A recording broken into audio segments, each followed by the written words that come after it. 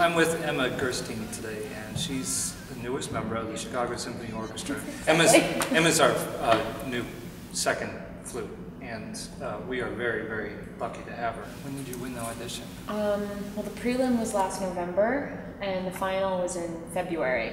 And you were playing with us before the audition, also as a sub. Right? I was, yeah. I started subbing, I think, in April of 2015.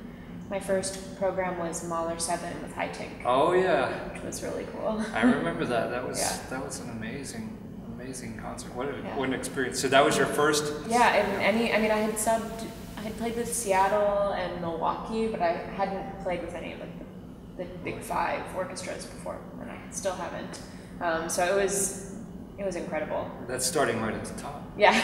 Now, when you were in previous places, I remember you were in New World. I was in New World for almost the full 3 years. Yeah, wow. About 2.5. And did you play mainly principal flute in that orchestra, or? We all rotated, so I played all the positions. Played second and piccolo and principal. Yeah. If you had a choice between your dream job, would it be? I mean, some people like the idea of playing principal. Some people would think, thanks but no thanks. Or how do you feel about that? Well, I had a job playing principal prior to this in New Zealand, in Auckland, and I really liked it. But I don't think I would want to play principal in one of the major orchestras. I just feel like it's a lot of pressure. I mean, not that it's not a lot of pressure playing second. Yeah, of course. It's still a lot of pressure, but I don't miss playing big solos or anything. I really like. My favorite thing about playing an orchestra has always been like being a part of the big sound, like playing in like a really big 2D section with the whole orchestra. I've never been like, oh, I can't wait to play Fawn or Daphnis. It's not really who I am. Those are the real war horses for the flute. Yes. Where like everything else stops and it's just a flute. So I really like being a part of things and just contributing to the sound rather than having the spotlight on me. I noticed a beautiful moment tonight, but it was at the end of the Offertoire, and you're just you're kind of alone. Yeah, are you in unison with Stefan? I think I'm the only person playing the third. The third, okay. In the chord. So that's and for intonation sticklers, the thirds are always a kind of temperamental. That's the tough one. So you have to adjust to whoever's playing the root and the fifth. Right? Exactly. Yeah. And you've got in an orchestra like this, it's pretty easy to do because the intonation is so good all around you. You pretty much know if it's off, it's you. Oh, well. So it's pretty easy to adjust as long as you have an ear, I think. But yeah, you have often in second flute, you're playing with second oboe or second clarinet in unison or in octaves, and then you're in harmonies with the other flutes. Sure. Yeah. How is it to play with different people? Because I noticed in this particular program, and maybe some other programs, that you have other principal winds around you. I noticed in the first half there was different people, it was different personnel, and then the second half. Do you find that to be a challenge, or is that something that's pretty? Is that part of your job to be malleable in that way? And I think it's a challenge, but it's also something I enjoy. Like you're kind of like a chameleon in this role, and so you have to try to match the tone color and vibrato, as well as obviously like intonation and all those things, note lengths. Right. But I think it's kind of fun to try to like figure out how to sound more like someone. And when I first started subbing here, the principal seat was vacant, so there were often different people playing principal flute, and I always liked that, just trying to fit in with whatever was. That's really interesting. It never occurred to me that to match the vibrato, probably because I don't have to deal with. Well, if my instruments are doing a vibrato, that's not a good thing. No, anyway. I wouldn't think so. But that's really interesting, and I can imagine that must be a rather unique challenge. Is there anything else particular about playing the role of second flute that might surprise people that aren't familiar with the symphony orchestra? Yeah, I mean, I think if you heard me like for some reason like isolated and no one else in the orchestra, it would probably sound a little weird, because usually you're going in and out of playing like your own notes. Like you're playing harmony and then suddenly you're in unison for a few notes and then you're back in octaves, and your volume has to change drastically in those different positions. So when you're in unison, you basically need to be invisible. I see. So I think just locked in. Yeah. Just locked in.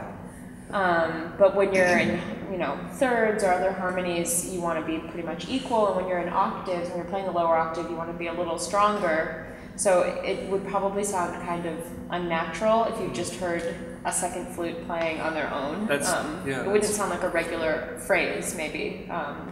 Certainly the pitches are a little different and louder, softer. Yeah. How do you adjust the pitch on the flute? Is it all with embouchure or air pressure? Or? Yeah, it's a little bit of both, and you can kind of move your head around a bit too, or move the head joint in and out, so that you're covering more or less of the embouchure hole.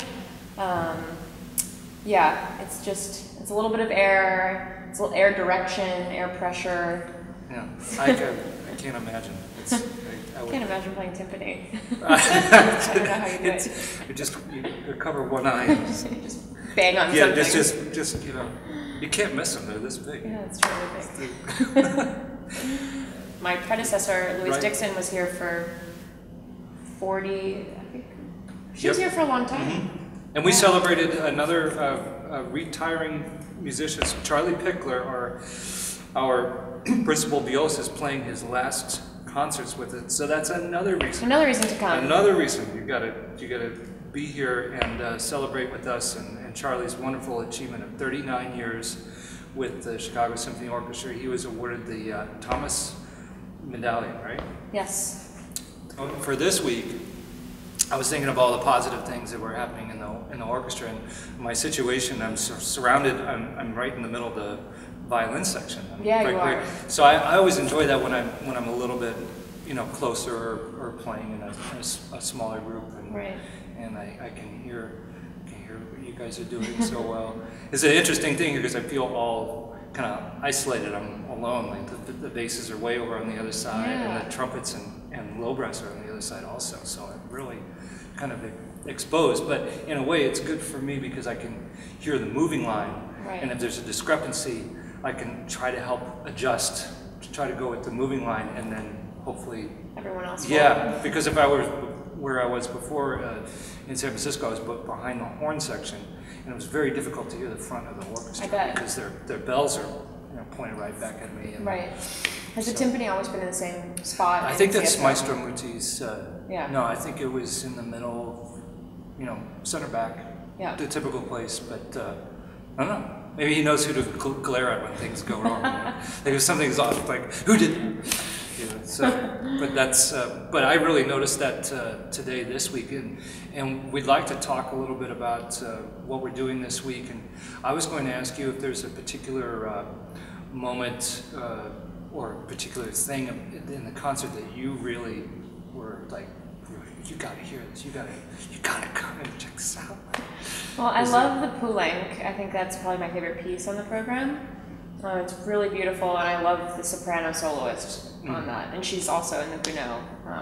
Besides besides the incredible Chicago Symphony Orchestra, and Emma, of course, and the chorus is celebrating their 60th year. They're sound amazing. Incredible. I've never heard choir like that before in my life. We have an excellent conductor this week, and we have the most amazing, face-meltingly great soprano you've ever heard. I mean, there's this one part. I agree with you completely. The Poulenc is just. I mean, I'm getting chills just